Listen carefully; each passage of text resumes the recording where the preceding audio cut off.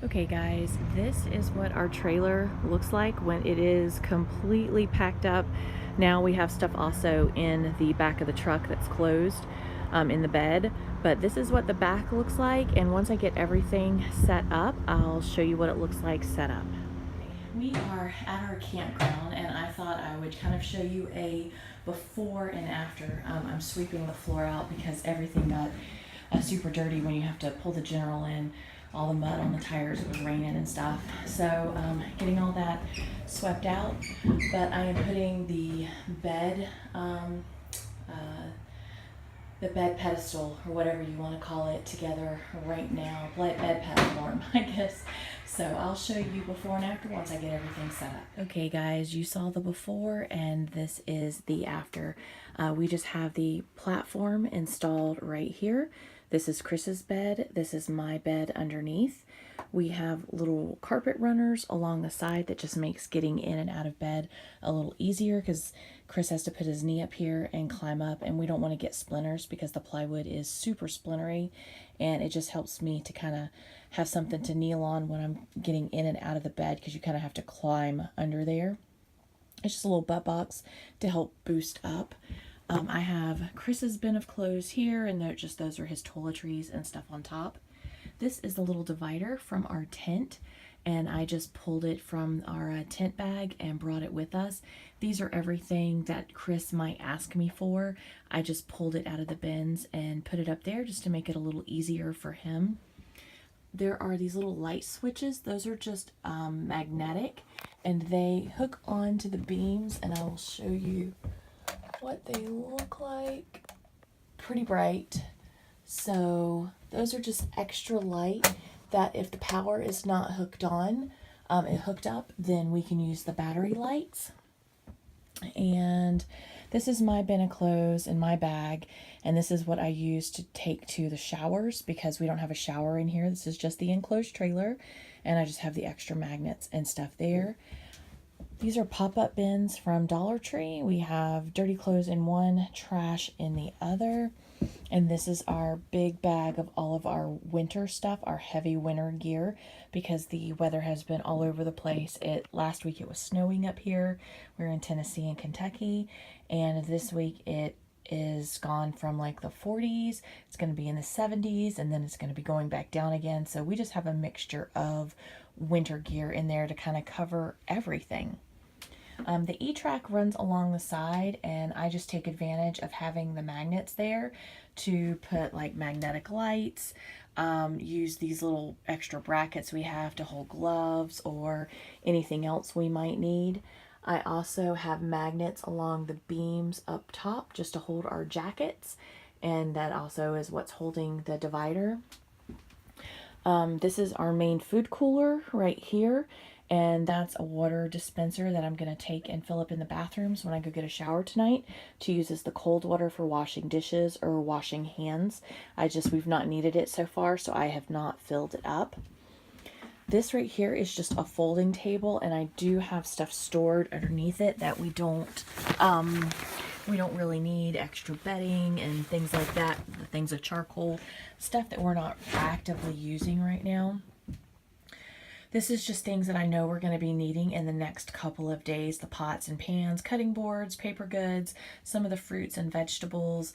This is our no power Keurig type machine. You just use the tea kettle with the boiling water, put it in with the pod, and you can use the disposable pods, which I prefer, but I just brought these for Chris because they like coffee. Those are some of our travel mugs and bread and things like that. This is actually what I use to wash dishes, and I'll use that water dispenser. And I just have extra towels and bags and stuff in here right now, kind of keeping it contained. This is one of our camp stoves. We brought 3-4 methods to cook on. So we have our choice. If one method fails or doesn't work, we have charcoal. We have 2 different kinds of charcoal grills. We can cook over the fire. And then I have also little like Bunsen burner, the little burners to cook that way also. So these are our bins of food and kitchen appliances. Everything has a label on top, so you can look and see in bold print at the top is what is in that, like whether it's food, kitchen, bathroom, and then there's a list of everything that is in that bin. So when it comes time to pack, you know exactly where to put it. Makes it nice and simple. This is one of our stoves. I just have it in here right now. We just don't want it to walk away in the middle of the night, so we just have it in here.